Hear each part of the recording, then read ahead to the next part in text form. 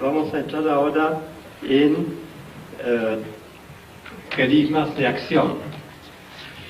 Los carismas de acción son tres que menciona San Pablo, y la primera es milagros, después fe de milagros y tercero sanación.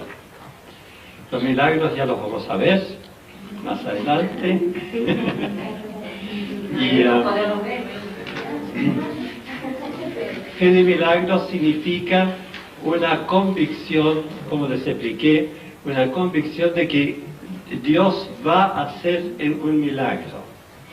Y tenemos varios casos en los Hechos de los Apóstoles, desde luego lo del tullido de nacimiento, el cojo de nacimiento. Después también San Pedro cuando ora por una anciana que ha muerto y que él echa fuera a todas las personas, ora por ella y ella resucita. De eso vamos a hablar después. Pero ahora es la sanación. Gracias de sanidades, dice San Pablo. Y vamos a hablar de la oración simple. Es decir, la oración para un enfermo ha de ser una oración dirigida al Señor para que Él sane. Uno no tiene capacidad de sanar, de modo que uno no va a ser el sanador, sino pide al Señor: Señor, te presento a esta hija tuya, a este hijo tuyo, y tú sabes, está enfermo, y pedimos que tú sanes a esta persona en tu tiempo, a tu manera.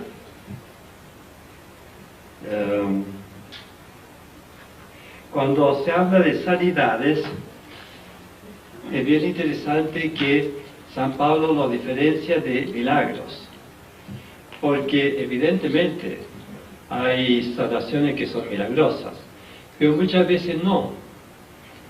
Significa que puede estar ahí trabajando procesos naturales. De ninguna manera hay que decir que interrumpa el tratamiento o que deje a un lado la medicina, sino Dios quiere que usemos esos medios naturales, pero le pedimos la salud, como Él quiere, cuando Él quiere, de modo que Él también emplea esas ayudas humanas.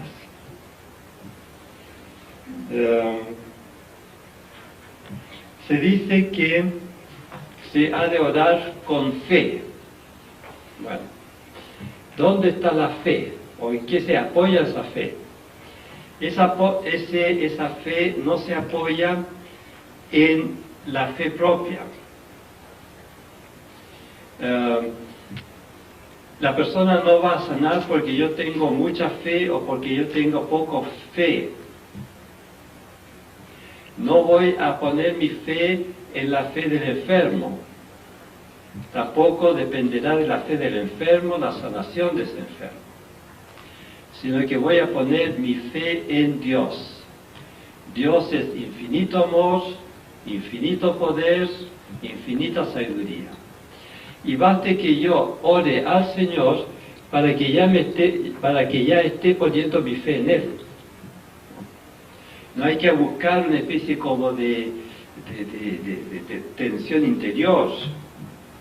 No hay que estresarse, ¿no? Sino que simplemente yo oro al Señor. Y al orar al Señor pongo mi fe en Él y en Él. Cuando Jesús dice, tu fe te ha salvado, se puede interpretar esa palabra como tu fe te ha salvado porque tú has acudido a mí. No significa que tu fe te ha salvado porque ha sido una fe especialmente intensa. No. Tú has acudido a mí, dice Jesús, tú has creído lo que yo te he dicho y bueno, esa fe te ha salvado. Si no hubiese sido por esa fe, no habrías acudido a mí. ¿Está bien? Bien. A veces las personas preguntan cómo hay que hacer la oración de sanación. ¿Cómo hay que hacer? Y eso significa que están poniendo fe en la manera. A ver, ¿qué es lo que hay que decir? ¿Hay que tocar? ¿No hay que tocar? Etcétera. No. Todo eso no tiene nada que ver. La fe se pone en el Señor.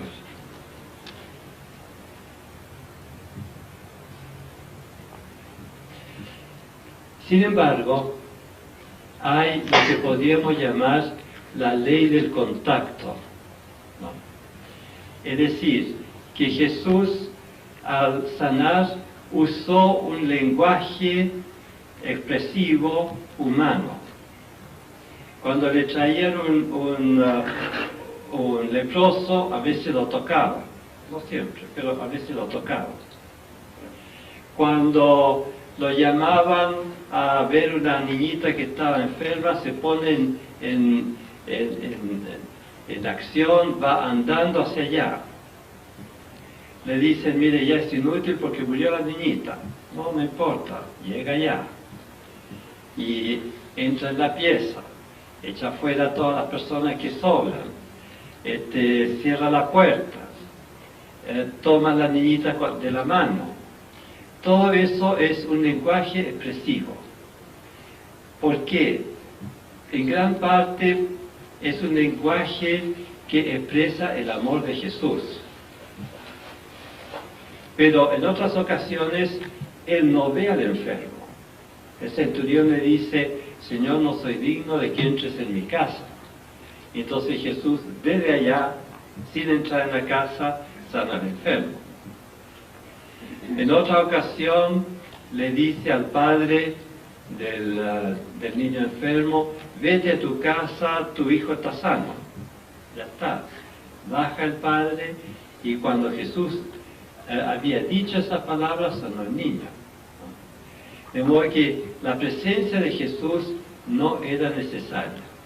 Sin embargo, muchas veces usa de un lenguaje, lo cual significa que podemos poner la mano o podemos no poner la mano según lo que nosotros sintamos. Bien. Me gustaría hacer una demostración, diríamos, clara, porque eso siempre enseña más. ¿Quién se ofrece como enferma?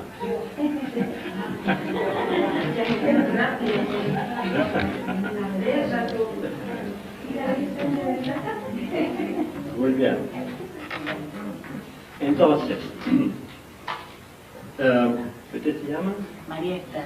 María Esther. Muy bien. Entonces vamos a orar por María Esther. Yo puedo poner la mano. Si pongo la mano sobre María Esther, porque me parece conveniente hacerlo, entonces lo pongo de una manera, yo diría fraternal, fraterna. De ninguna manera voy a usar así un gesto así que más o menos mágico, desde lejos, porque yo he visto eso. O si no, una persona pone una mano aquí y otra mano acá, como diciendo, mire, Señor, por aquí y acá. Sí. No, no es eso. De modo que tampoco cargar la cabeza, porque la cabeza tiene centros nerviosos y todo, y no tiene por qué hacerse. Además, hay otra razón, que la imposición de las manos sobre la cabeza es un gesto litúrgico que se usa en la ordenación de los sacerdotes. Entonces, ¿para qué complicar las cosas? Simplemente si hay un gesto de fraternidad, de acompañamiento. Y muchas veces no lo hago. ¿Por qué? Porque siento que no hay para qué dar la impresión de que algo tiene que ver con el contacto. De modo que simplemente oro por la persona. Y es bueno que haya 2 o 3, porque entonces no soy yo tan importante, sino que somos el grupo. De modo que vamos a ver alguna otra persona que venga. Bien, perfecto. ¿Sanos?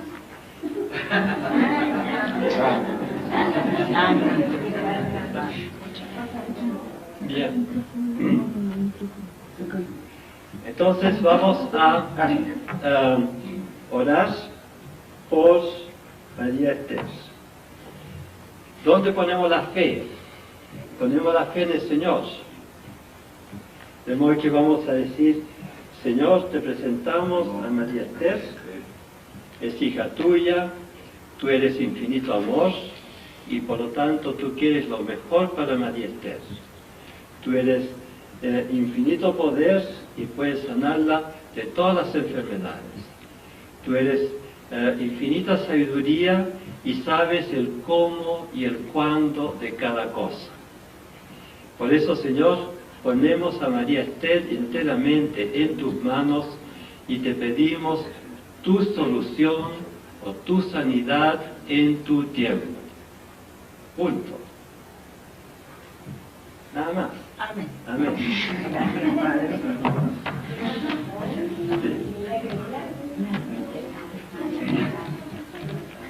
En su tiempo.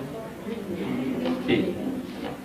Yo me acuerdo de Bridget McKenna, una monjita clarisa, que tenía un ministerio de sanación realmente notable.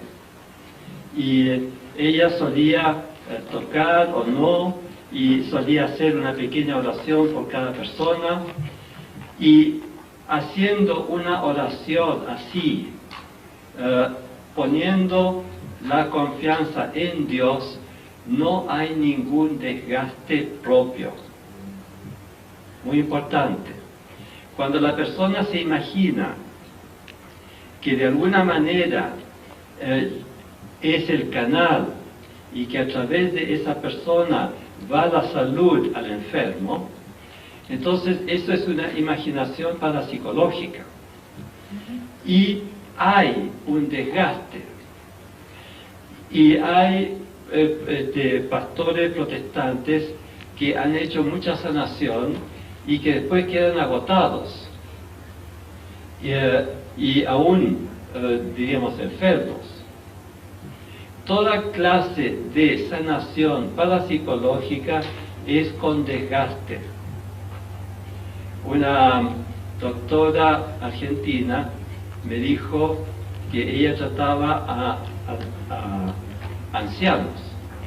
Y entonces ella aprendió control mental para, diríamos, influir mentalmente en la salud de sus ancianos, por supuesto para bien de ellos. Y lo había practicado, y cuando me habló me dijo: yo estoy ahora en estado de fatiga crónica por haber gastado demasiado, diríamos, de mis fuerzas psíquicas. A una belga que también hacía sanaciones parapsicológicas como, yo diría, profesión. Y entonces ella me decía que debía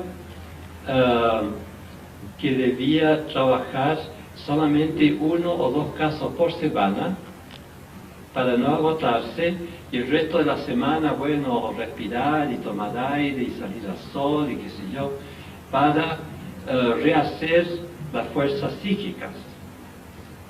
De modo que la sanación no tiene nada que ver con lo parapsicológico.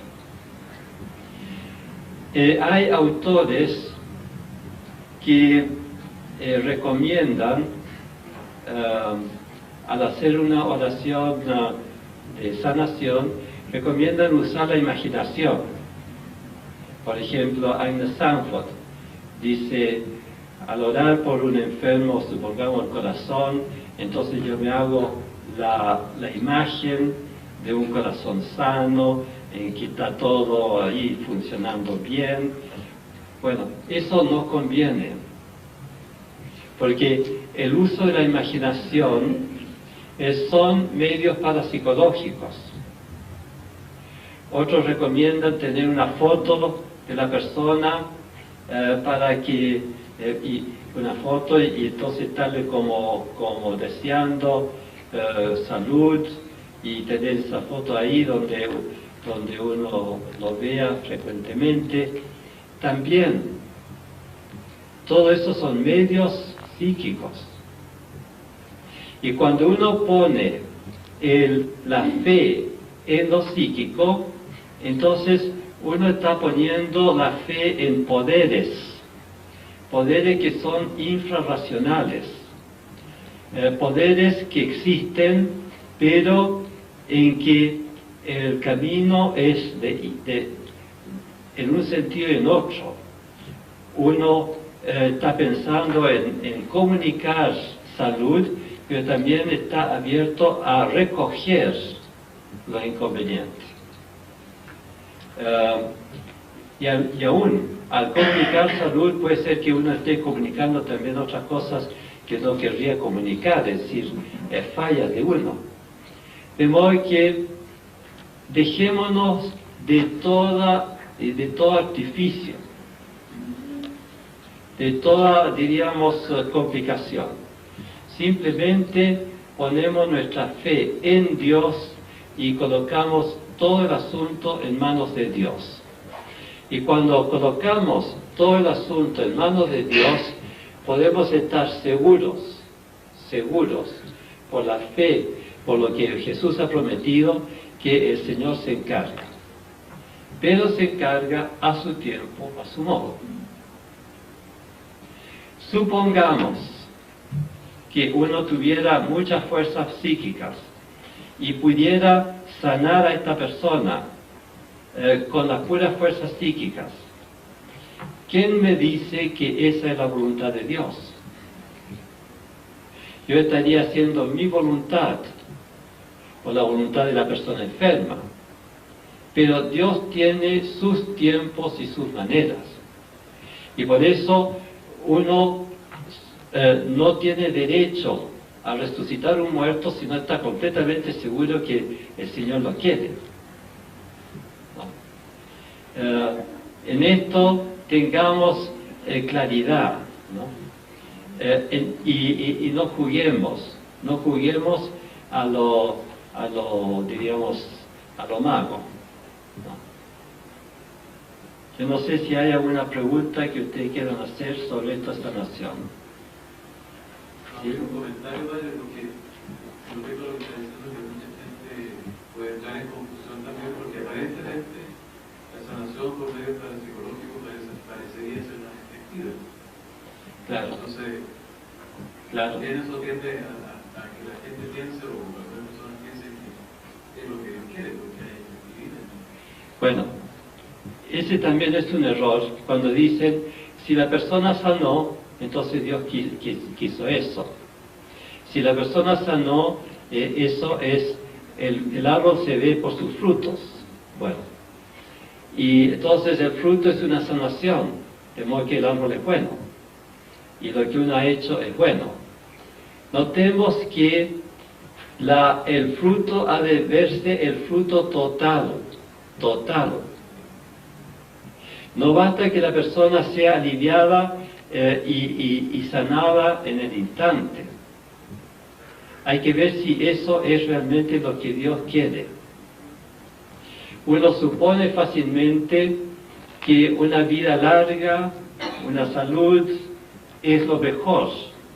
Pero hay tantos casos en que uno dice, si fulano de tal hubiese muerto 10 años antes, su vida habría sido completa, feliz. Pero la última parte de su vida fue desastrosa. Si pensamos en algunos hombres conocidos, que yo, un Hitler, un Mussolini,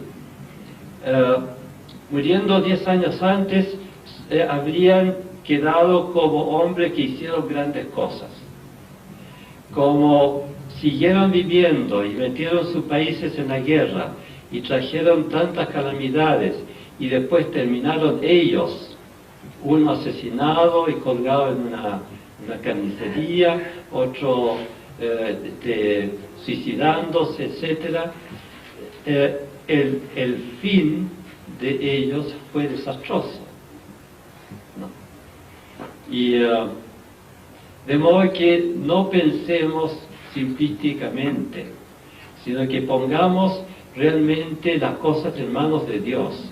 Él sabe lo que realmente conviene para la persona.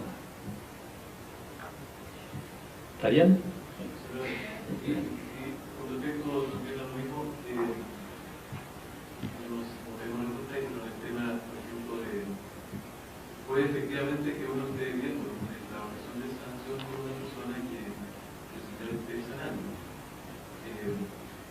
La sanación del Señor busca también un fruto que hay que examinar, ¿cierto? Porque se provoca, y por el contrario, una sanación que sea por medio parapsicológico, también yo creo que habrá que observar lo provocado en el tiempo, si verdaderamente es sanación, si es una cosa momentánea, si es imaginación de la persona o de las personas que están. Es decir, no nos metamos en sanación parapsicológica, no nos metamos ahí. Sí, no. Simplemente ese es un campo peligroso, porque ahí nos abrimos a fuerzas desconocidas. Le pregunto si algo, como hay una situación que se da con mucha frecuencia.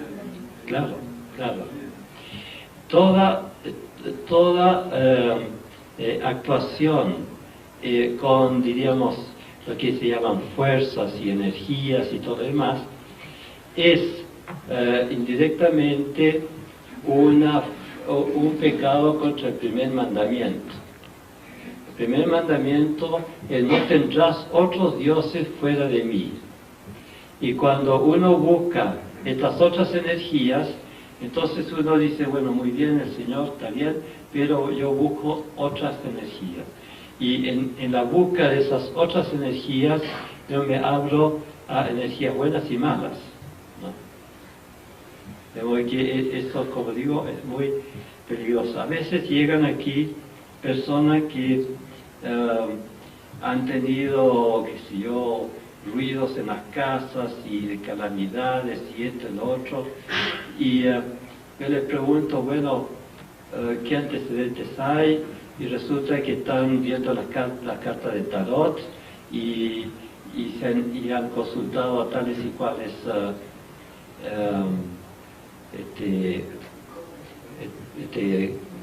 sanadores, y por supuesto que a veces con bastante daño. Es decir, les han sacado miles y cientos de miles de pesos, ¿no? Por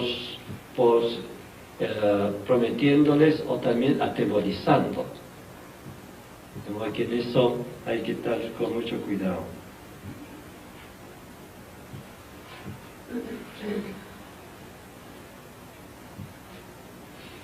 No sé si hay alguna otra pregunta sobre esto. Es bien común el caso de personas, por ejemplo, familiares y amigos de una persona que está muy grave, que ora, que reza todo el tiempo al Señor, y la persona muere. Entonces la reacción que tiene esa gente dice, pero es que esta persona no tenía fe. Sí, no tiene nada que ver. Sí, no tiene. Ahora que usted me pone eso también, cuidado con prometer la salud, porque muchas veces creen que tener fe es persuadirse de que la persona va a sanar. Y entonces hay, supongamos,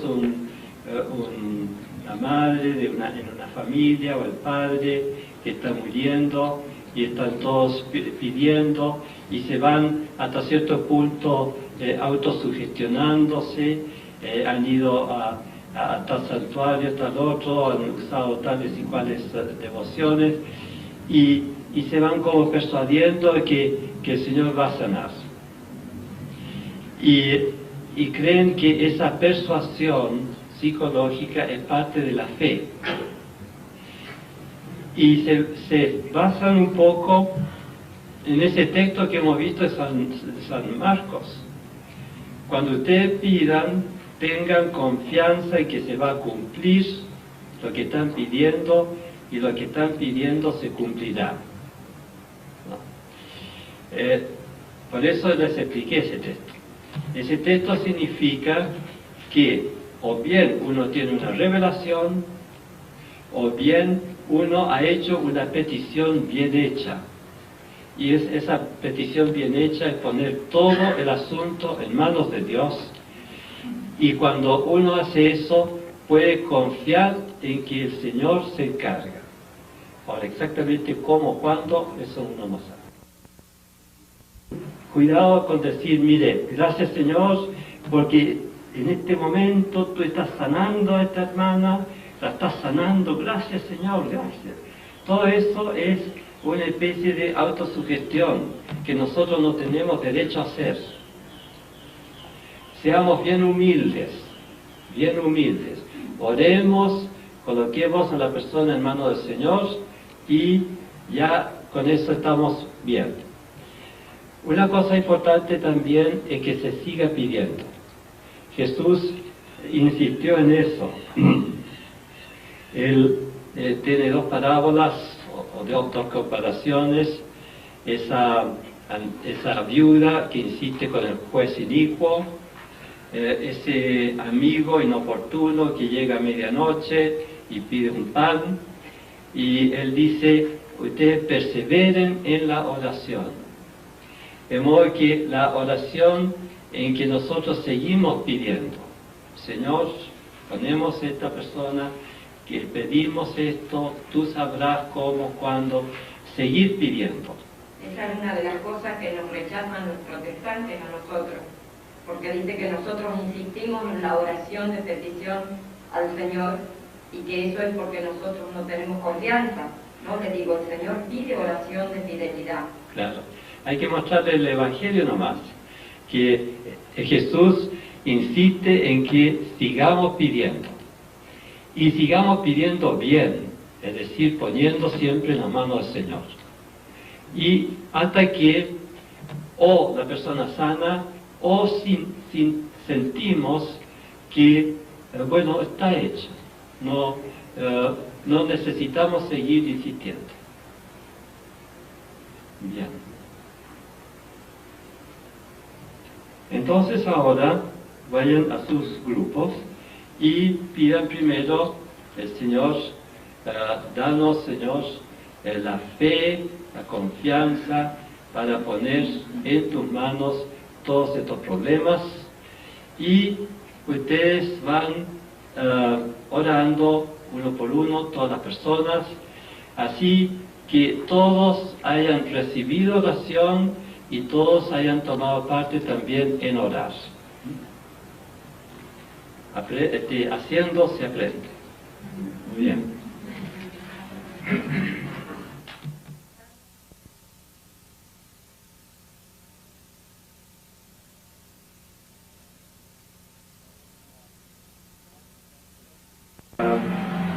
Vamos a dar un paso más en eso. En Génesis capítulo 1, versículo 31, Génesis 1, 31,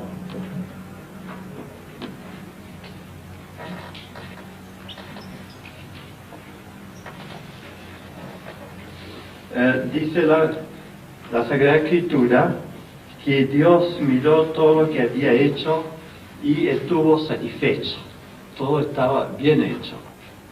Y por supuesto que estaba muy bien hecho el hombre, ya que el hombre es como la cumbre de la creación. Y en esa creación del hombre, Dios puso 4 tendencias fundamentales.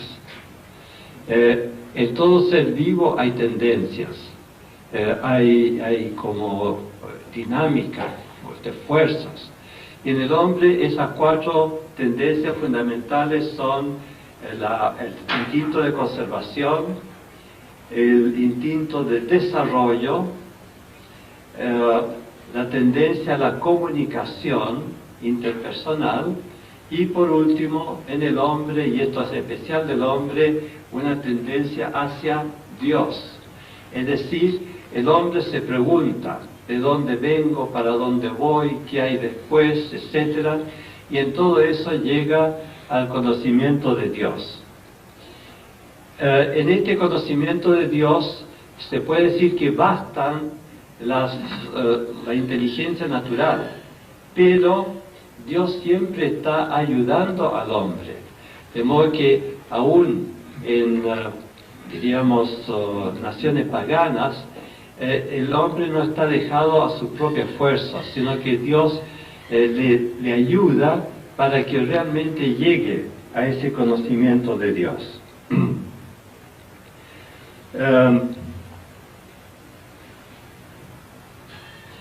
Ahora, estas tendencias del hombre necesitan estímulo.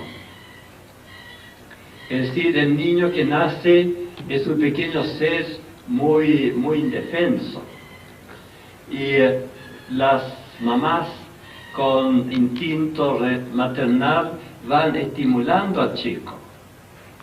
Se ha comprobado científicamente que el niño, el pequeño que no es estimulado, bueno, está expuesto a enfermedades y muere.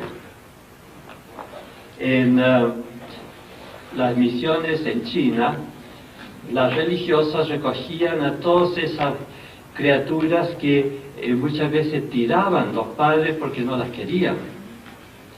Y entonces las llevaban a esos hogares, los tenían muy bien alimentados, muy bien cuidados y todo, pero iban muriendo. ¿Por qué? Porque faltaba la parte de estímulo. Las religiosas no bastaban para estar estimulando una por una a todas esas criaturas. De modo que es un hecho completamente científico que el niño recién nacido y después de sus primeros meses necesita realmente estímulo, contacto físico, de palabras, cariño. Todo eso lo hace instintivamente la madre y el niño lo necesita. Cuando no hay suficiente cariño y comunicación, entonces se habla de carencias. Y en muchas partes y en muchos casos hay carencias. Quizás no tan severas como ningún contacto, pero hay tantas personas cuyos padres han sido poco cariñosos. Personas que dicen, nunca recuerdo haber sido tomado por mi papá sobre sus rodillas, nunca me besó. A veces aún hay carencia de parte de afecto de la madre. Una madre que tiene muchos niños y no puede, diríamos, dedicarse tanto a cada uno de los niños, y entonces hay sentimiento de carencia. Y esas carencias dejan una huella.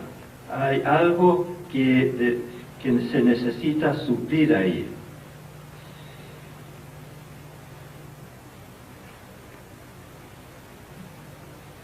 Después,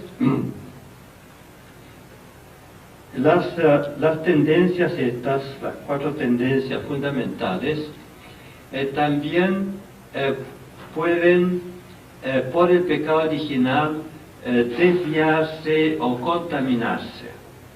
Y ahí entonces tenemos lo que se llaman vicios capitales. Es decir, son tendencias desviadas o contaminadas, son tendencias viciadas. Y así como la tendencia siempre es algo que influye en la vida, así una tendencia viciada es algo que está como viciando, contaminando continuamente la vida. Podemos ver las principales.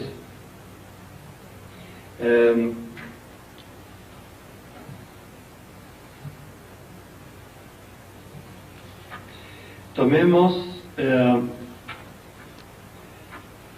la tendencia a la conservación.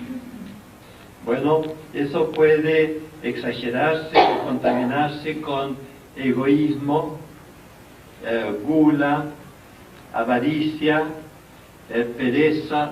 Todo eso son tendencias egocéntricas. Y también con cierta tendencia de independencia. Es muy curioso, en muchas personas, cuando niños, llega un momento en que simplemente hay una especie de declaración de independencia. Estos papás no sirven para nada, yo me arreglo solo. Y eso influye en la vida, ¿no? Como son caracteres egocéntricos difíciles, porque han cortado relaciones con sus propios padres.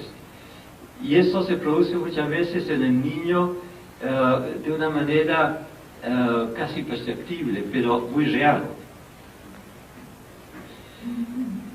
Tenemos una segunda tendencia, que es la tendencia al desarrollo. La plantita se desarrolla, el animal se desarrolla, el niño se desarrolla en muchos sentidos.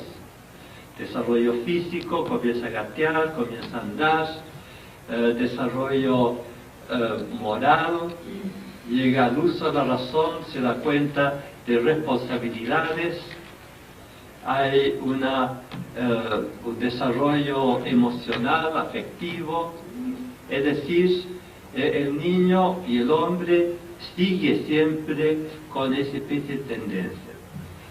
Y cuando esa tendencia es sin límites y exagerada, tenemos la ambición.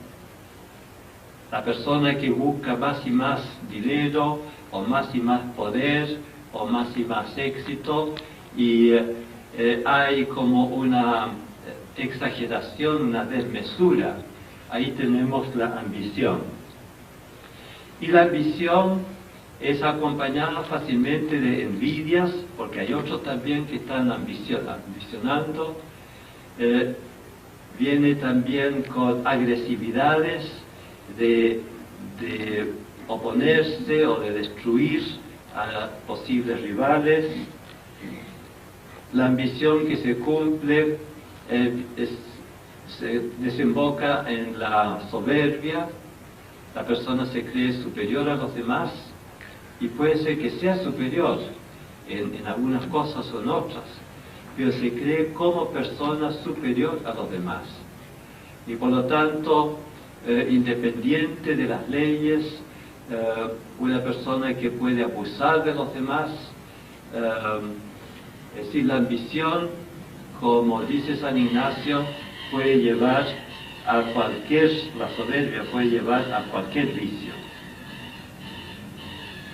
En el orden de comunicaciones interpersonales, lo que debería ser amor se convierte muchas veces en odio, o en un amor, diríamos, un falso amor egocéntrico, la lujuria, la búsqueda de placer.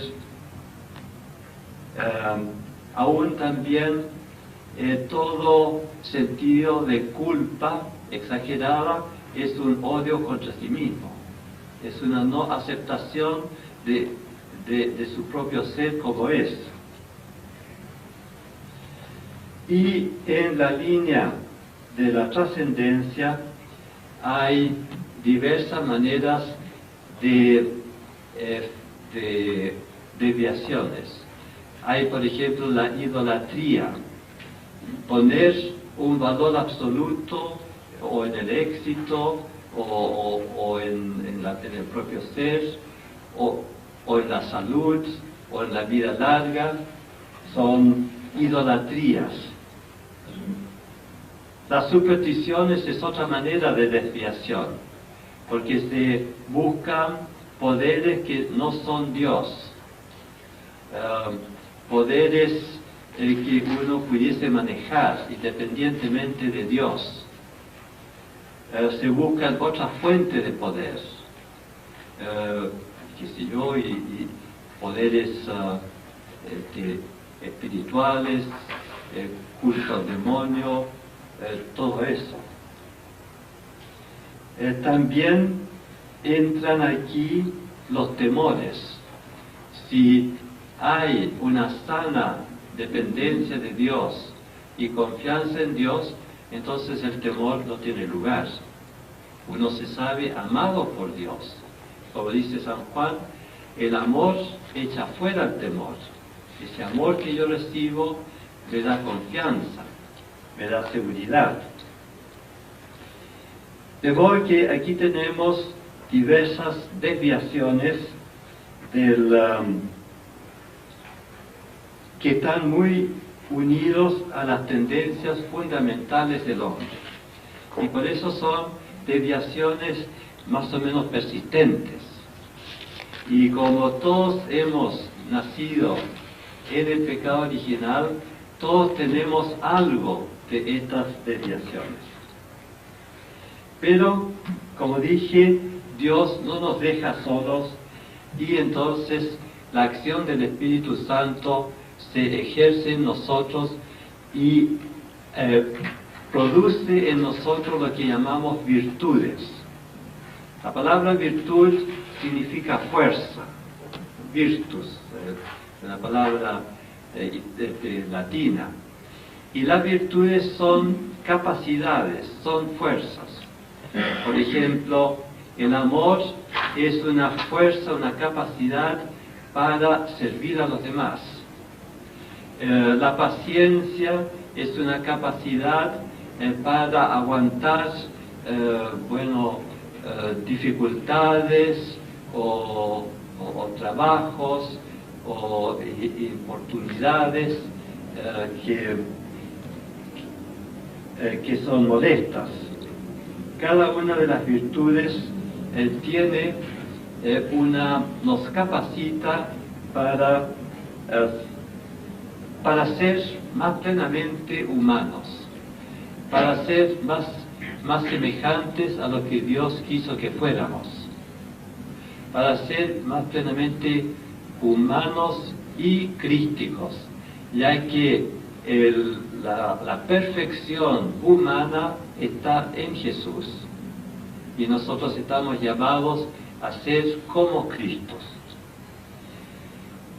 Y por eso en la Biblia tenemos diversas enumeraciones de virtudes. Desde luego en 1 Tesalonicenses capítulo 1 versículo 3, San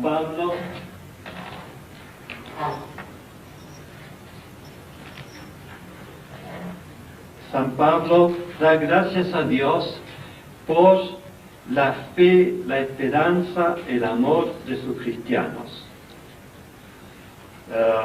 Dice, damos gracias a Dios, acordándonos sin cesar de vuestra fe, del trabajo de vuestro amor y de vuestra constancia en la esperanza en nuestro Señor Jesucristo. Fe significa una visión de todo lo que es Dios, de todo su amor a nosotros, es fuente de confianza en Dios. El amor es una capacidad para amar como Dios, amar desinteresadamente, amar verdaderamente con fidelidad, con constancia al hermano. Y la esperanza significa la seguridad de que Dios no nos va a fallar. Tenemos esa seguridad, la fe, la esperanza, la caridad son como los fundamentos de la vida cristiana, y cuando el niño es bautizado recibe esas virtudes que se llaman infusas, es decir, la capacidad para creer, para amar y para confiar. Otra enumeración de virtudes la tenemos en Efesios 6, 10 a 18.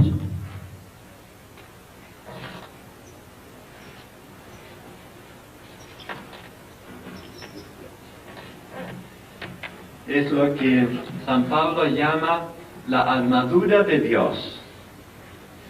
Tenía delante la figura de los soldados romanos y va enumerando esas armas con que el soldado romano se defendía de los enemigos. Decía: vestidos de toda la armadura de Dios, porque nuestra lucha no es contra sangre y carne, sino contra fuerzas, dice, de maldad en las regiones celestes, es decir, malos espíritus, tentaciones de todas clases. Por tanto, tomad toda la armadura de Dios, para que podáis resistir en el día malo, y habiendo acabado todo, estar firmes. Estad pues firmes, ceñidos vuestros lomos con la verdad. Verdad es la constancia y también la veracidad, de modo que es como un cinturón que nos ciñe. Y vestidos con la coraza de justicia. La coraza lo usamos para defender el pecho, y la coraza de justicia significa del bien proceder, del ser hombre justo. No se trata de una justicia así legal, de leyes, sino del hombre que es justo en su proceder. Calzados los pies, es decir, los pies, con el apresto del Evangelio de la paz. Es decir, que siempre nuestros pasos nos lleven en actividades de paz, de reconciliación, que nunca seamos llevados hacia la agresividad y el ataque. Sobre todo, tomad el escudo de la fe, es decir, toda esa visión que tenemos del pasado, del presente, del futuro, de Dios que nos crea y que nos ama en todo momento, con que podáis apagar todos los dardos de fuego del enemigo, y tomad el yelmo de la salvación, es decir, la esperanza, es el yelmo del casco de la salvación, y la espada del Espíritu, que es la palabra de Dios. En las tentaciones de Jesús, Él usó esa palabra, esa espada del Espíritu, la palabra de Dios, para ir refutando todas las tentaciones del demonio. Orando en todo tiempo, con toda oración y súplica en el Espíritu, y velando, orar y velar, es decir, estar despiertos y con la ayuda de Dios para resistir, velando en ello con toda perseverancia y súplica por todos los santos. Cuando las virtudes se van perfeccionando, entonces se habla de dones del Espíritu, o también frutos del Espíritu. En Isaías 11:2 tenemos esos 7 dones del Espíritu Santo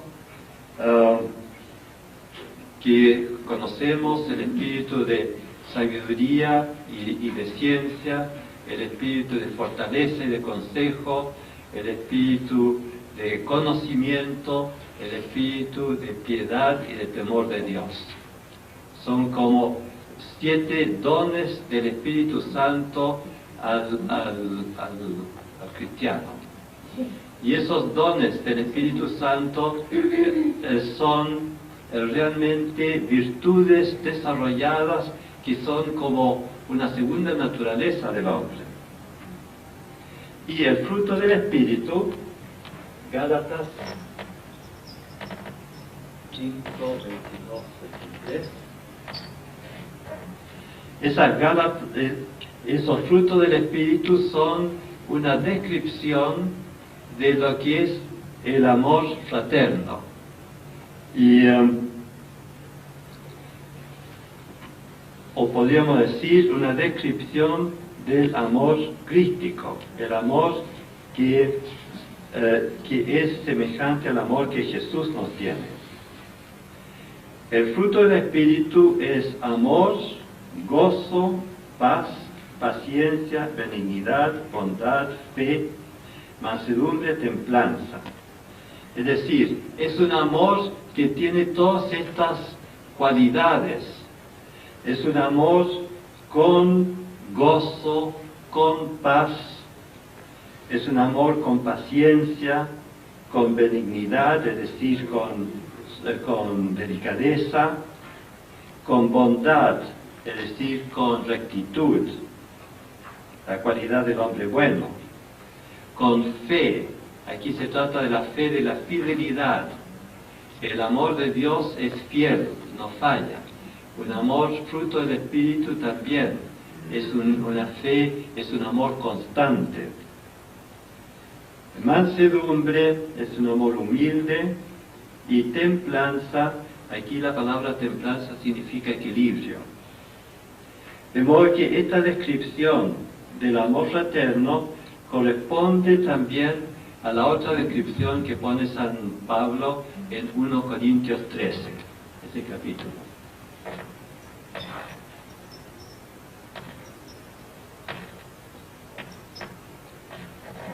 Si ustedes comparan esos dos textos se corresponden.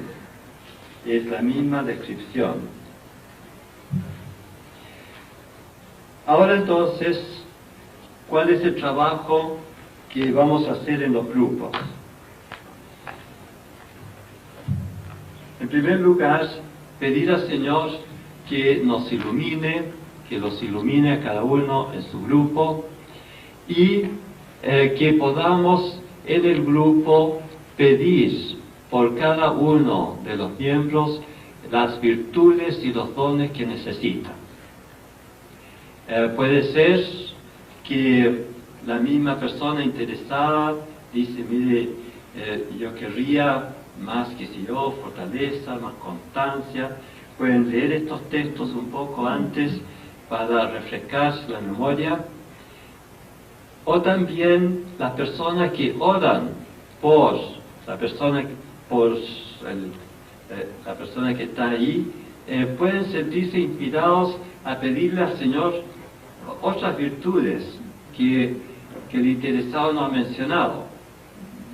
Yo me acuerdo siempre, Rich McKenna oraba por cada uno, decía, no me digan nada, yo me dejo guiar por el Espíritu. Y entonces oraba por cada persona y pedía lo que sentía ella que esa persona necesitaba. Y aún citaba, qué sé yo, textos de la Escritura, a veces también tenía visiones, describía lo que ella veía, todo eso al orar por la persona que estaba ahí. Y bueno, estemos abiertos a todo eso, que el Señor nos inspire al orar por nuestros compañeros. Muy bien. ¿Alguna pregunta? Bien. Entonces, es oración de sanación, oración también de virtudes, de dones, que el Espíritu Santo nos vaya santificando y dotando a cada uno de ustedes. ¿Sí? Bueno, nosotros también hemos orado, hemos pedido, nos fue muy bien, así que algunos decían, bueno, me hace falta todos los dones, todas las virtudes, ¿no? Entonces, bueno, así que nos fue muy bien. Gracias a Dios fue muy sereno, tuvo mucha unidad. Estamos trabajando muy lindo, gracias a Dios. Sí, sí. Bueno, nosotros también hicimos primero la oración pidiendo el Espíritu, diciendo que Él viniera en nuestro auxilio y nos diera todos los, derramara los dones, renovara los dones del Espíritu que nos había dado en el bautismo. Bueno, se fue haciendo toda la oración. Y después cada una fue orando, nosotros una oraba por la otra y las demás apoyábamos. Y bueno, tuvimos muy lindos resultados con profecías prácticamente para todos, a medida que el Señor a uno le dice te doy la fortaleza, al otro le dijo te doy la espada del Espíritu, de doble filo del Espíritu Santo, para que cortes toda la cizaña, al otro la humildad, y así fue dando en las profecías los dones que les estaba entregando a cada uno. Muy bien. Es todo obra del Espíritu Santo. El Espíritu Santo actúa y nosotros, por nuestra necesidad mental, le vamos poniendo nombres a distintas actuaciones del Espíritu. Pero el Espíritu simplemente nos va transformando poco a poco a imagen de Jesús. Y por lo tanto, a esa imagen que tuvo Dios al crearnos.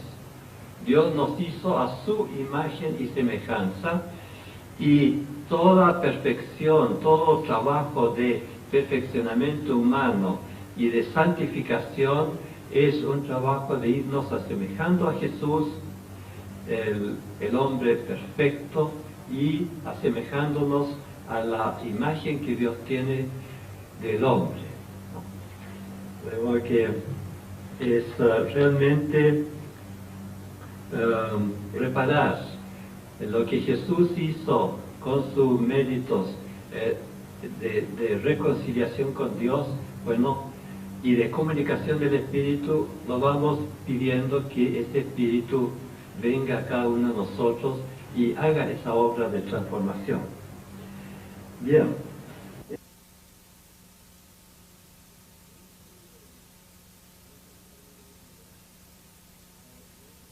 En esta charla de hoy día voy a hablar de 3 llaves de progreso.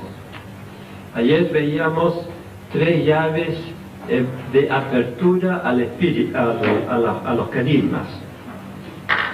Ahora 3 llaves de progreso, y eso corresponde al capítulo 10 del librito.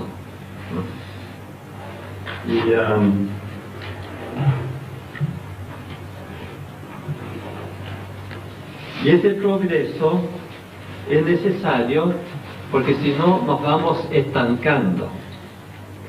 Y el estancamiento viene a equivaler a un retroceso. El que queda parado en una corriente, diríamos, de agua, bueno, va retrocediendo con la corriente. De modo que el estancamiento es pérdida de carismas, pérdida de capacidad para servir a Dios como Él quiere. Y ese estancamiento lo dice San Pablo en Gálatas 3:3, ¿no? Dice: tan necios sois, habiendo comenzado por el Espíritu, ahora vais a acabar por la carne. La carne son esas tendencias del hombre natural, y precisamente porque están esas tendencias, y esas tendencias además son las que rigen alrededor de nosotros, el mundo es simplemente el conjunto de tendencias naturales, ¿no? el dejarnos llevar de esas tendencias viciadas. Entonces, si uno se queda, si uno no va progresando, entra en esa corriente del mundo, va conducido por eso. Y habiendo comenzado por el Espíritu, como dice San Pablo, el peligro es que vayamos poco a poco terminando con la carne, es decir, terminando en el estilo del hombre carnal. ¿Cuáles son, podríamos decir, las razones de este estancamiento? Y también las manifestaciones. En primer lugar, falta una verdadera conversión. Y verdadera conversión significa una opción fundamental por la voluntad de Dios.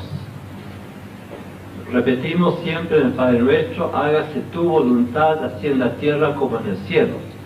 Pero muchas veces eso es palabra, y de hecho estamos buscando nuestra voluntad, nuestra comodidad. De modo que una falta de verdadera conversión, de estar siempre buscando seriamente esa voluntad de Dios. Esa misma falta se puede llamar una falta de oración. La oración es, bueno, la oración rezada, la oración meditada, la contemplación, pero también oración es esa búsqueda constante de la voluntad de Dios. Es una atención a lo que Dios nos está pidiendo.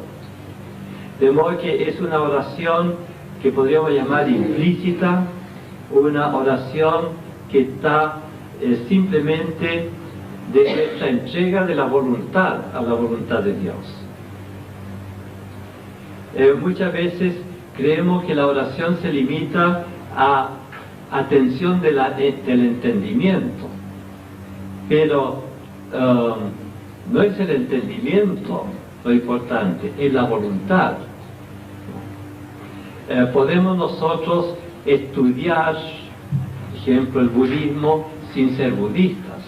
El entendimiento está ocupado en estudiar ese punto de vista. Pero lo importante es la voluntad. ¿Qué hacemos con nosotros mismos? ¿En qué camino entramos?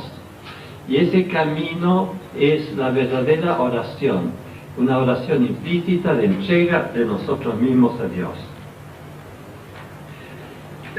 También una señal de entrega al Señor es la abnegación, es decir, el entregarnos al servicio, olvidándonos de nuestras propias comodidades, un deseo del bien del hermano. De modo que esos tres aspectos nos indican si estamos realmente caminando en el camino de Dios o nos estamos dejando llevar de nuestras inclinaciones y del mundo alrededor de nosotros. Esas tres llaves de progreso son, por lo tanto, pureza de intención. Y esa pureza de intención es el servicio de Dios, provecho del prójimo. Buscar eso sinceramente. Muchas veces hay en nosotros unas intenciones casi inconscientes, por ejemplo, de autoengrandecimiento. Un asesor de la renovación carismática me decía: hay muchas personas que nunca han tenido ocasión de destacarse, de distinguirse. Y entonces se encuentran en un grupo carismático, se está hablando de carismas, y se les ocurre, bueno, a ver, conseguir carismas, de actuar, qué sé yo, de una manera extraordinaria, ser una especie de sanador, ser una especie de profeta. Es decir, ven ahí como un camino de engrandecimiento. Y por supuesto, eso es salir completamente de la verdad. Es una motivación consciente o inconsciente muchas veces. Hemos hablado hoy día de carencias y la carencia deja como un vacío, como una necesidad. Una persona que ha tenido carencia de cariño, carencia de afecto y de aprecio. Un niño que se ha sentido como menos dotado que sus hermanitos, o menos dotado que sus compañeros de estudio. Entonces hay una carencia, y esa carencia muchas veces lleva a buscar compensaciones. Yo no sirvo para las matemáticas, pero en fin, en los deportes yo no sirvo para esto, pero por lo menos y esas compensaciones son motivaciones inconscientes. Falta entonces la pureza de intención. Ambiciones, autorrealización, autosatisfacción de carencias, todo eso como que mancha nuestra intención. Una segunda llave es la abnegación o entrega de uno mismo. Generosidad. San Ignacio decía que el que entra en un retiro ha de entrar con mucho ánimo y con mucha generosidad. Ánimo es confianza en Dios. Dios me va a bendecir. Y generosidad significa poner de nuestra parte. De modo que cristocentrismo en vez de egocentrismo, lo que dice Jesús en Marcos 8, 34, 35.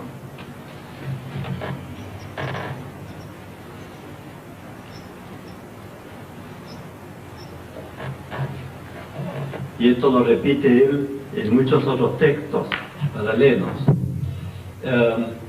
Esa entrega, el que quiere seguir en pos de mí, niéguese a sí mismo, es decir, niegue todo esto de desordenado, niegue todas estas tendencias egocéntricas, niéguese a sí mismo, tome su cruz cada día, y esa cruz es la voluntad de Dios sobre mí, tome su cruz cada día y sígueme.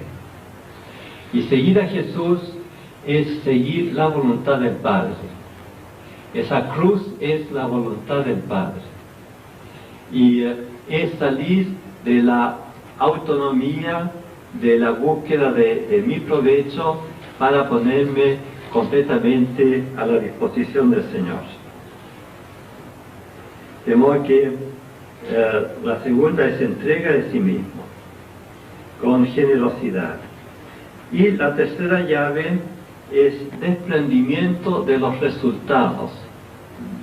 Eso es bien importante.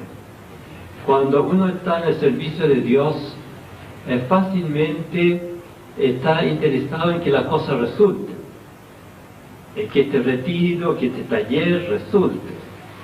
Y esa preocupación indica que uno está como dependiendo demasiado de los propios recursos, ¿no? Vamos a hacerlo de esta manera, las enseñanzas aquí, la música allá, etcétera, y que no vaya a fallar ninguna de las cosas que yo estoy pensando. Es como si todo el fruto del retiro o del taller dependiera de mis medios. Y hemos de caer en la cuenta de que el fruto principal es fruto del Espíritu Santo. Es Dios el que va tocando los corazones, el que va transformando las personas. Por supuesto, nosotros hemos de poner lo que está de nuestra parte, pero el verdadero fruto no es efecto nuestro, efecto humano, sino que el verdadero fruto es acción del Espíritu Santo en las personas. Y eso da, por lo tanto, libertad, da también confianza en Dios, da también humildad, porque el fruto no va a depender totalmente de uno. Lo que uno pone es un 5% y el Señor pone el 95%. Desprendimiento de los resultados. De modo que estas son las 3 llaves del proceso y pueden ustedes ir meditando en las páginas del capítulo 10. De modo que para las personas que recién llegan, les recomiendo que tomen el libro capítulo 10 y vayan leyendo eso y meditando. Muy bien. Con eso hemos terminado.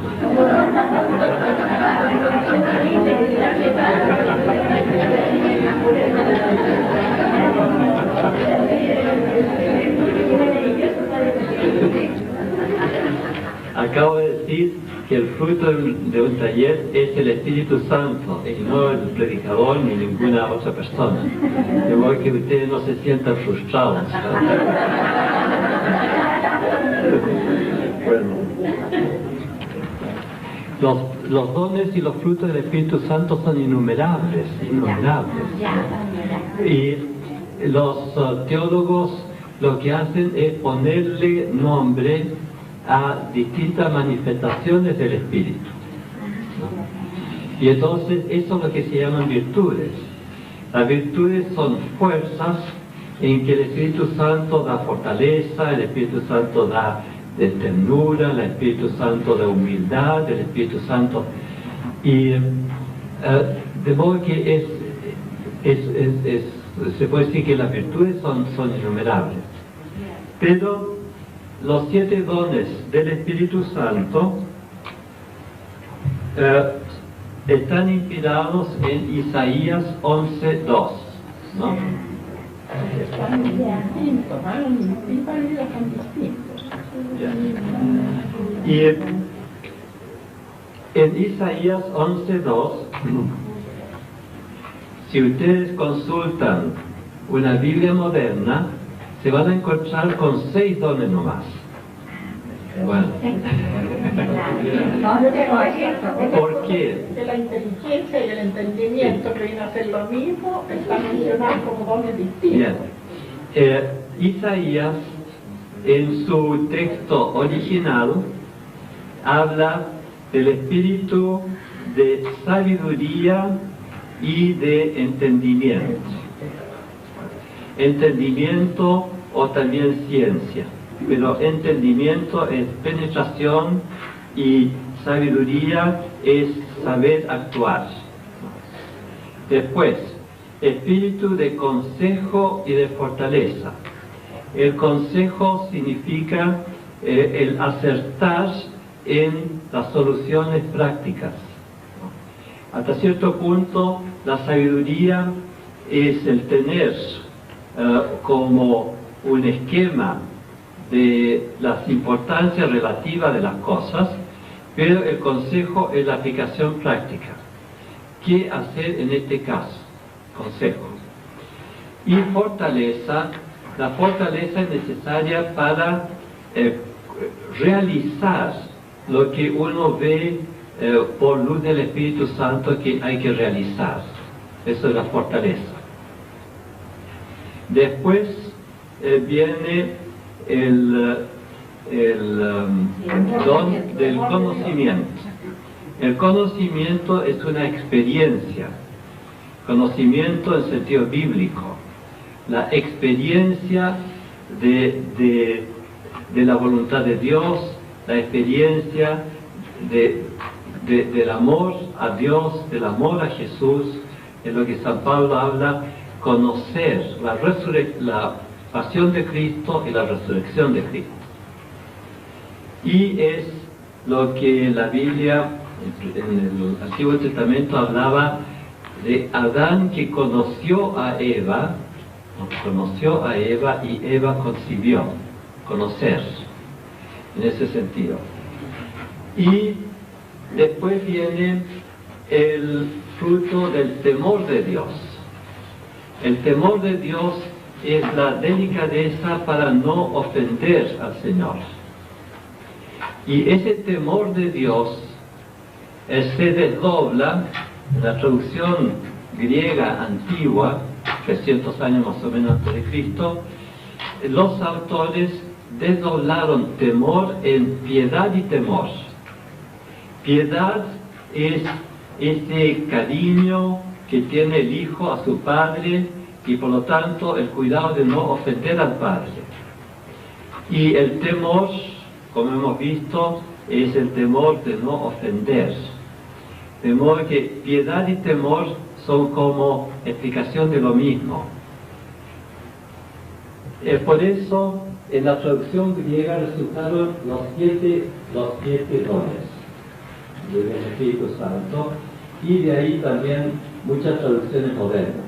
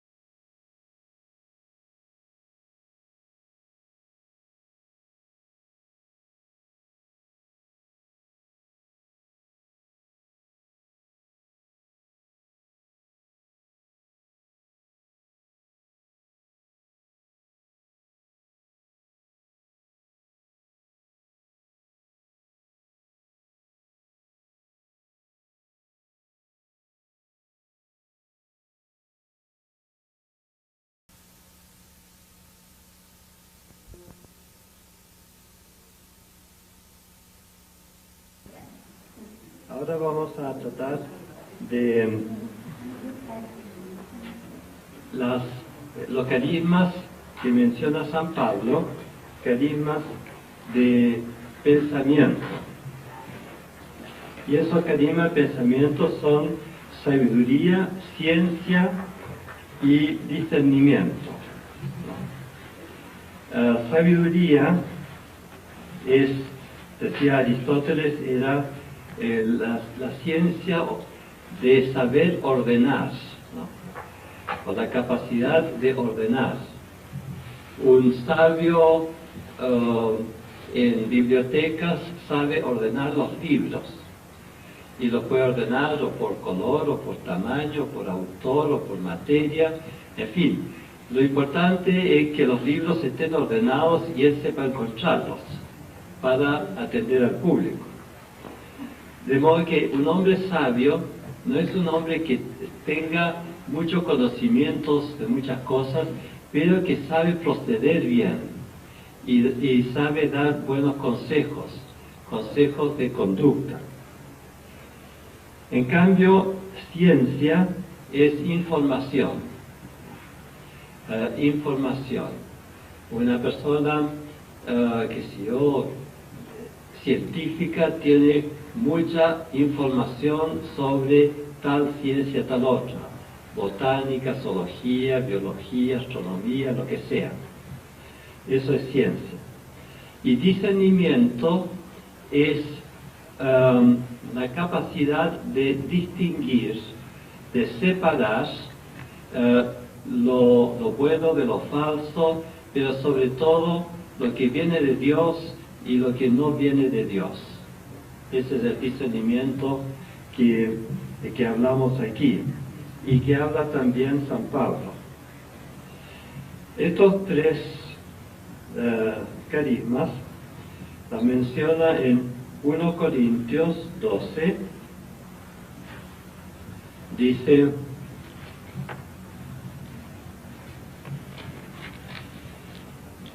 eh, 1 Corintios 12, 8, porque a este es dada por el Espíritu palabra de sabiduría, a otro palabra de ciencia según el mismo Espíritu.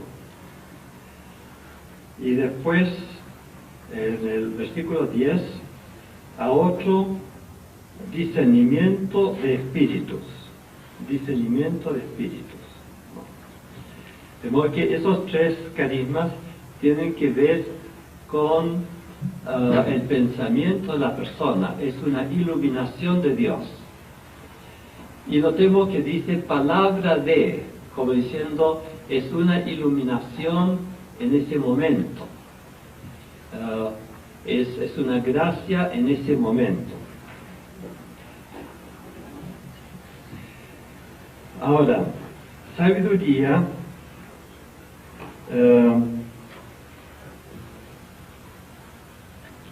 tenemos algunos ejemplos de sabiduría en el Evangelio. Cuando Marta le reclama a Jesús que su hermana María no está ayudándola, Jesús le dice: Marta, Marta, tú estás muy ocupada de cosas que son buenas, sí, pero María ha elegido la mejor parte, y esa mejor parte era escuchar a Jesús en ese momento. Sin duda que después de la enseñanza de Jesús, María también ayudaría a Marta en las otras actividades. Pero en ese momento María estaba procediendo bien. De modo que es sabiduría en cuanto a Jesús le da a Marta una lección del orden, de la importancia relativa de las cosas. En Mateo 17, 24 a 27, tenemos otro ejemplo de sabiduría. Llegan los agentes del templo y le preguntan a Pedro si el maestro, si Jesús paga la imposición, la contribución al templo. Y Pedro, siempre así impetuoso, dice que sí, por supuesto.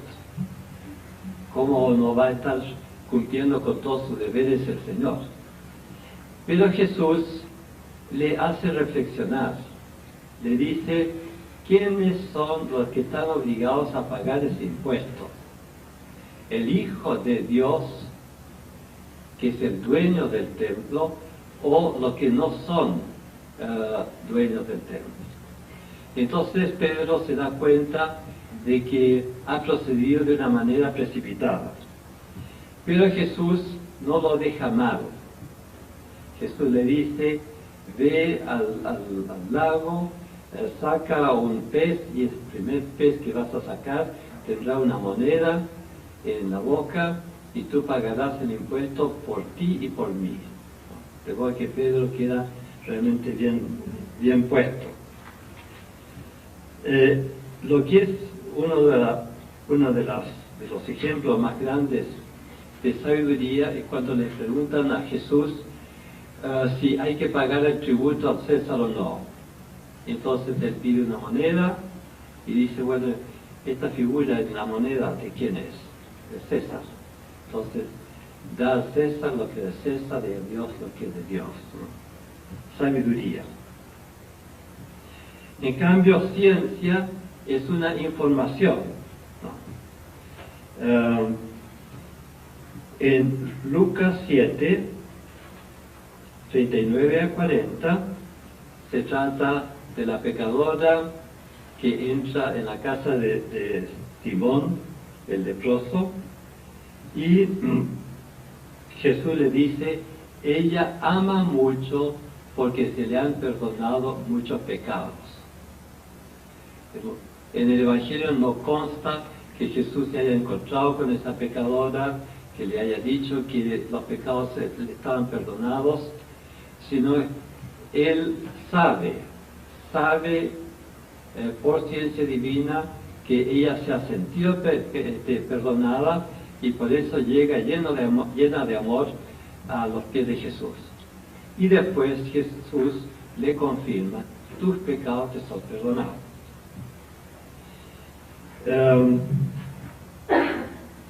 Otra información tenemos de Jesús cuando predice las negaciones de Pedro. Lucas 22, 33 a 34. Antes que el gallo cante 2 veces, tú me habrás negado 3. Es un conocimiento de lo que va a suceder en el futuro. También, otro conocimiento parecido, en el mismo capítulo 22 de San Lucas, versículos 10 a 11, cuando Jesús manda a 2 discípulos a preparar la cena. Y Él les dice: al entrar ustedes en la ciudad, se encontrarán con un hombre que lleva un cántaro sobre la cabeza. Sigan a ese hombre, y ese hombre va a entrar a un edificio, y ahí está la sala que ya tengo yo arreglado o contratado.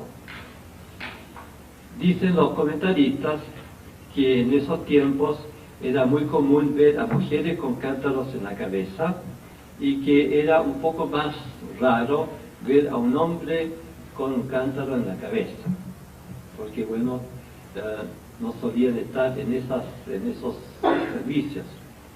Pero ahí hay doble predicción: van a encontrar a ese hombre con el cántaro en la cabeza, y ese hombre va a entrar en el edificio donde está el cenáculo.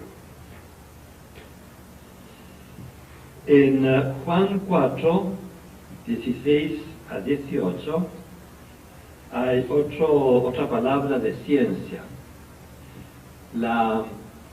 Le dice Jesús a la samaritana: ve y llama a tu marido. Y ella dice: no tengo marido. Y él dice: bien que no tienes marido, porque has tenido 4 maridos ya, y el marido que tienes no es tu marido. De modo que es conocimiento, información.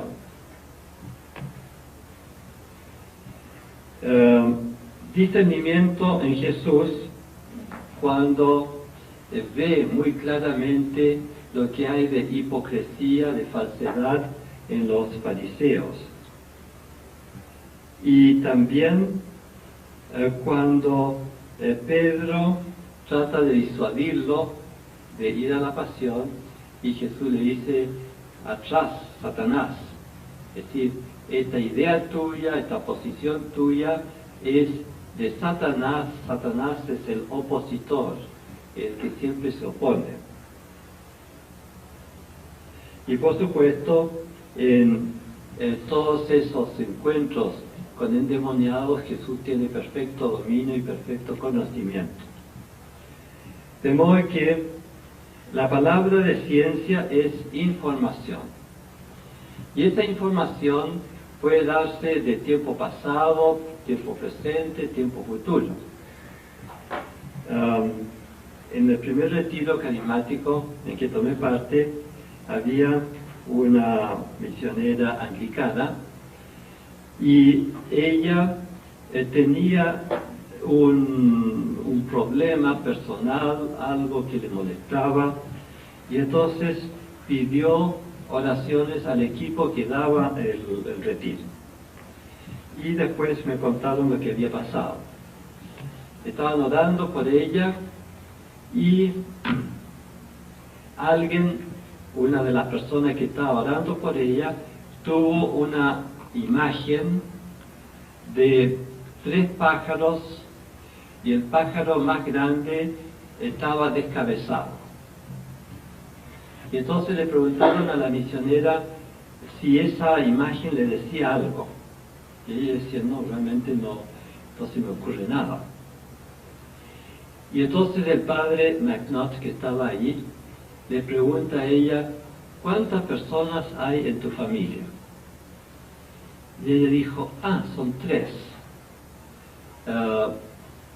Es tu papá, su mamá y una hermana. Y ella estaba aquí en Chile. Y el pájaro más grande, es decir, el papá, estaba descabezado. Es decir, la mamá de ella era muy posesiva, muy, digamos, organizadora, y prácticamente tenía a su marido, digamos, marginado. Entonces, ese era el problema. El problema era la agresividad que tenía esta misionera contra su mamá. Una agresividad, una falta de perdón, porque ella había anulado a su papá. Con el tiempo, poco tiempo después, ella volvió a encontrarse con su familia, hubo perdones, reconciliaciones, todo, en fin, hubo sanación de esa herida, de esa agresividad y resentimiento. Eso entonces era una palabra de ciencia acerca del pasado y del presente. Ese era el problema que ella tenía. A veces hay un conocimiento del futuro, y cuando se da un presentimiento, un conocimiento del futuro, si ese futuro es un futuro, diríamos, malo, funesto, un accidente o una calamidad, podemos nosotros orar para que ese futuro no se cumpla o se suavice. Y muchas veces esa oración logra el que ese futuro funesto no se verifique. Es el caso de Jonás y Nínive. Los ninivitas se convirtieron, oraron, y Nínive no fue destruida. Bien.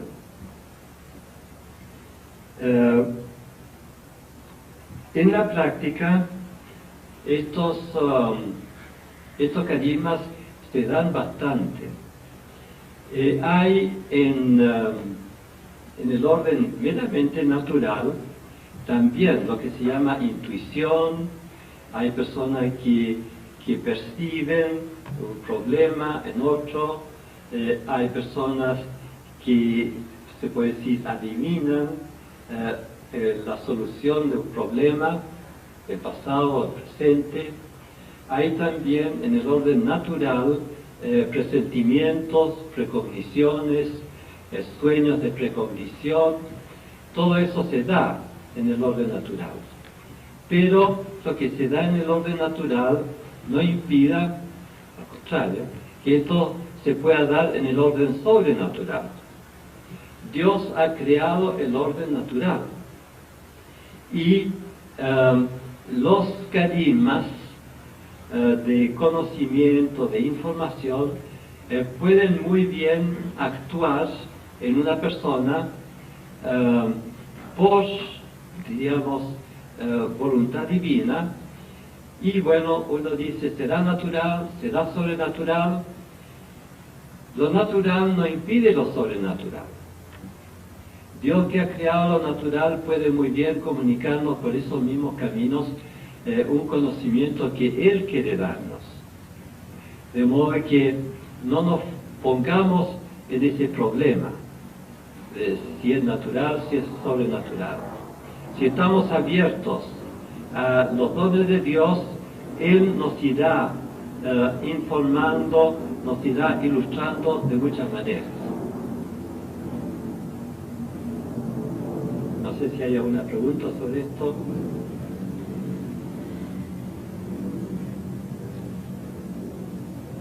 A veces sucede que en una conversación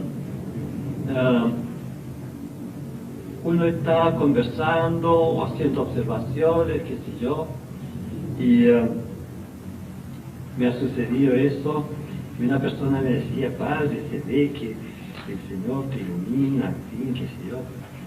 Y bueno, uno a veces hace observaciones sin darse cuenta si tocan o no tocan algún punto importante de la otra persona. Uno procede simplemente, espontáneamente. Dios se encarga de iluminar muchas veces a la otra persona a través de palabras que uno dice con toda inocencia. De modo que también ahí el carisma no es siempre necesario que sea consciente, que uno se dé cuenta de que hay ahí una iluminación y que estoy diciendo algo que le va a tocar a la otra persona. Uno procede naturalmente y Dios ilumina, Dios hace con toda libertad su acción.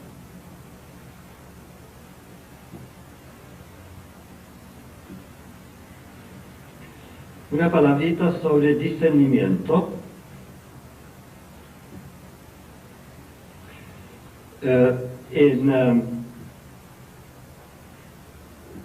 En los ejercicios San Ignacio se habla bastante de discernimiento y se da también este criterio que hemos hecho con ese dibujo de una flecha, ¿no?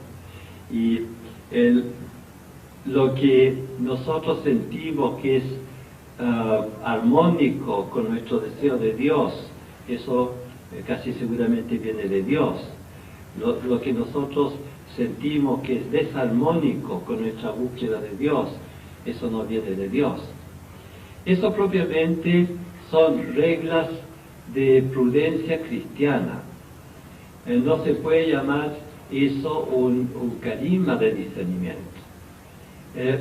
Es un criterio útil para discernir lo que sea de Dios, lo que no sea de Dios. El carisma de discernimiento es mucho más, yo diría, intuitivo. Inmediatamente la persona se da cuenta, sí, esto está bien, esto está mal, esto viene de Dios, esto no viene de Dios. Y ese discernimiento puede producirse por una especie de instinto, de inspiración, pero también a veces hay personas que sienten ciertas sensaciones, por ejemplo, una sensación de frío intenso, como que hay una presencia del mal en algún ambiente, en algún local, o también olores, malos olores a azufre, entonces mal espíritu, o también buenos olores, olor a perfumes, y eso también se da. Hay también una sensación más como sutil de un lugar de serenidad, de paz, de bendición, cuando uno visita, supongamos, un convento, un lugar de oración, un templo. En cambio, hay a veces sensaciones de malestar cuando se entra en un local donde se ha producido algún hecho de sangre, algún suicidio o de actos inmorales. Eso también son como gracias de discernimiento respecto a lo bueno y lo malo. Hay personas que también han oído música, en fin, y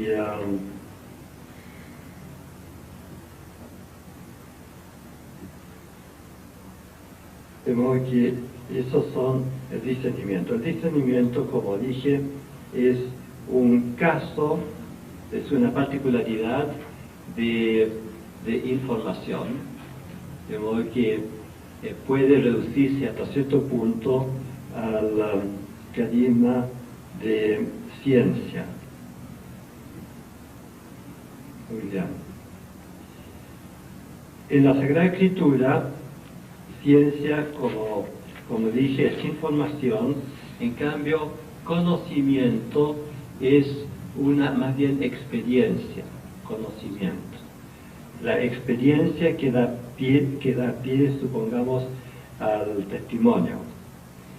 Y otra virtud que menciona San Pablo es el entendimiento. Y el entendimiento es una capacidad de penetración en el sentido de la Sagrada Escritura, en la voluntad de Dios. Pero como ustedes ven, todos estos dones del intelecto fácilmente se colindan uno con otro o cubren a veces los mismos territorios. Bien, ahora entonces, ¿cómo hacer práctica? El ejercicio, desde luego, en el grupo, pedir estos dones para las personas. Recuerden que estos dones no son permanentes. Dios siempre da el don cuando quiere, como quiere, en el momento. Pero se piden para ese ejercicio que se den esas luces para las personas que toman parte en el grupo. Después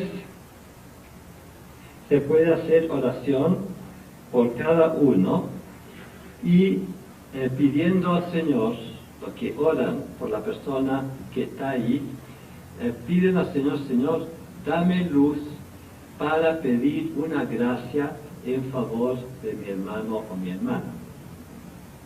Y entonces algunos recibirán unas luces, otros recibirán otras luces, pero la persona por la cual se ora va a recibir muchas gracias.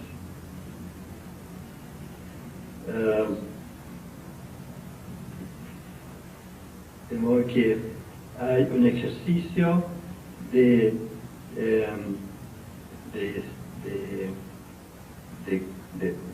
conocimiento, ¿no?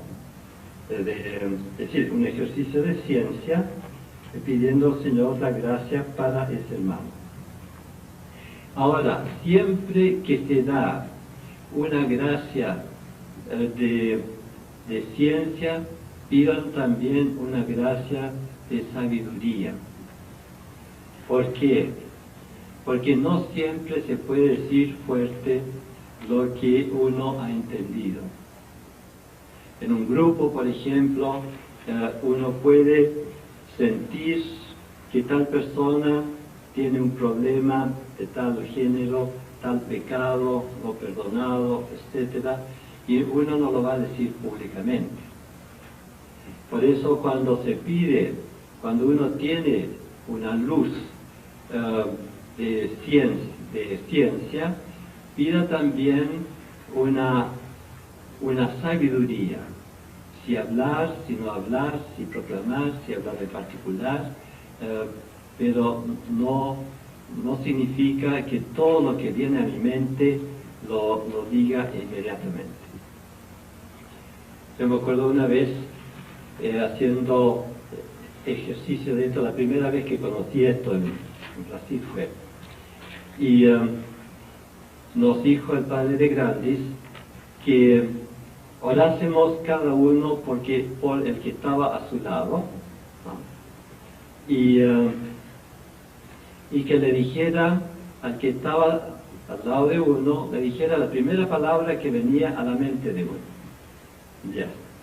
Entonces al lado mío había una brasilera y a mí me vino la palabra favela. Entonces al principio dije, bueno, esto es tontera mía, porque siempre que uno ha oído hablar de Brasil, ha oído hablar de favelas, de modo que esto no es de Dios, sino que es pura ocurrencia mía. Pero como no venía ninguna otra palabra, le dije favela. Y me puso una cara bastante mala. Y después me dijo, en particular me dijo, mire, esa es la peor palabra que usted me podría haber dicho.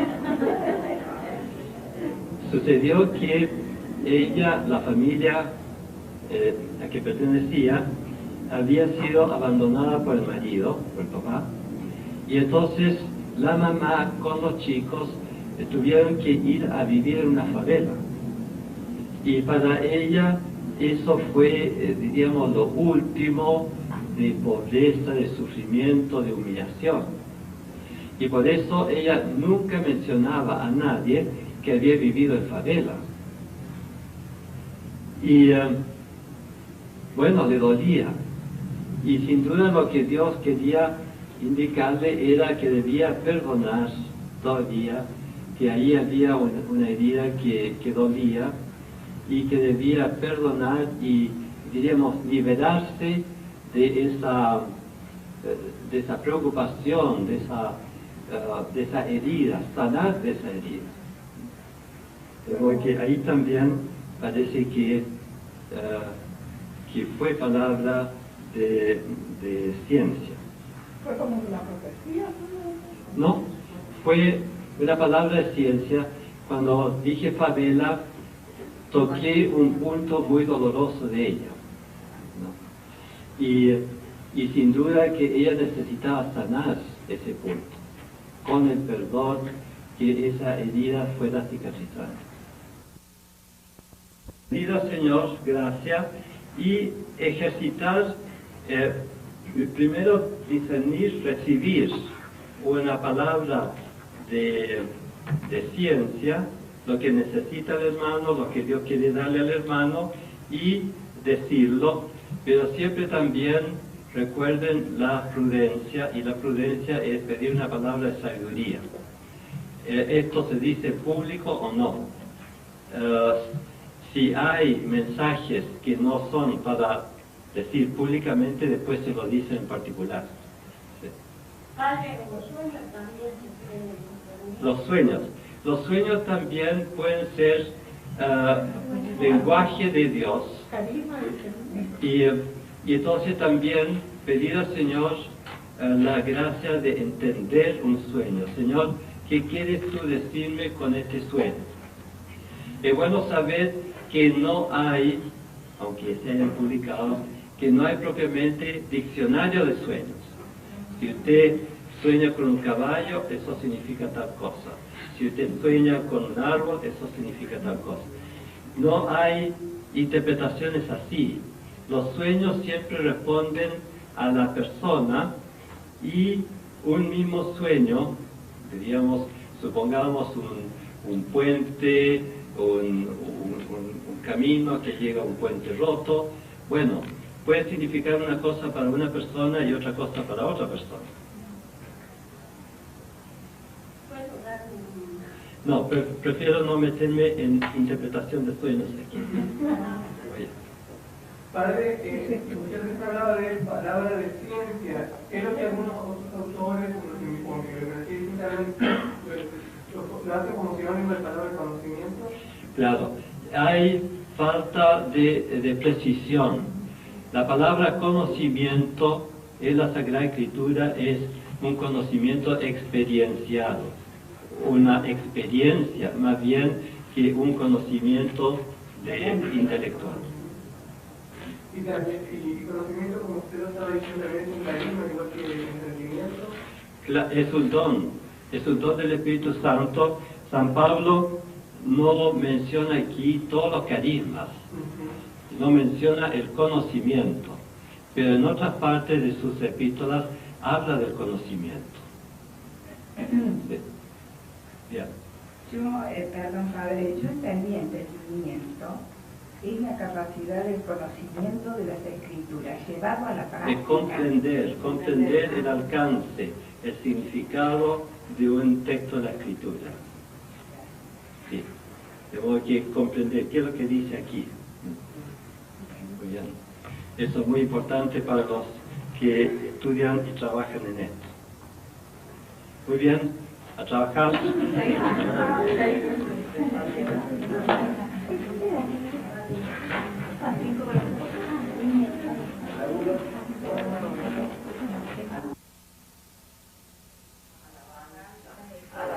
y gloria, gloria, gloria, gloria, gloria. Alabamos, bendito y alabamos.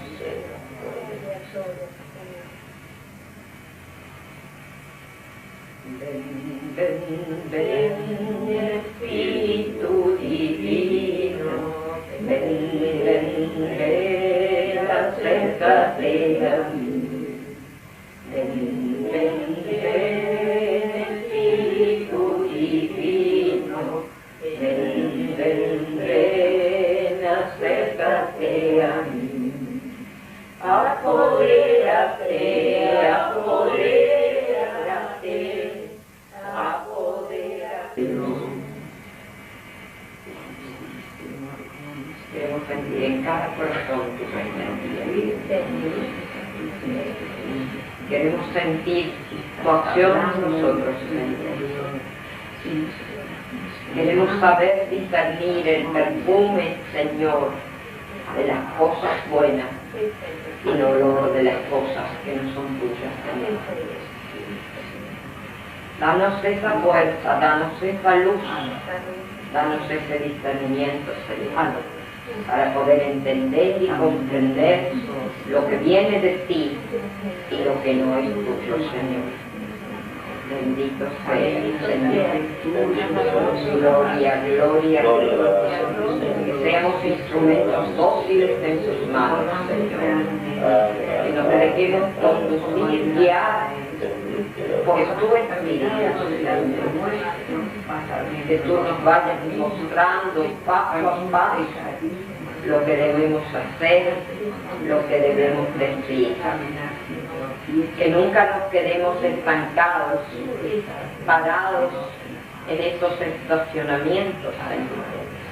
Porque al detenernos, retrocedemos, Señor. Tú nos mandas a caminar, sin prisa pero sin pausa, con la tranquilidad de que el Espíritu camina a nuestro lado, que Él ilumina nuestros pasos, que si estamos atentos, Él nos habla y nos indica lo que debemos hacer.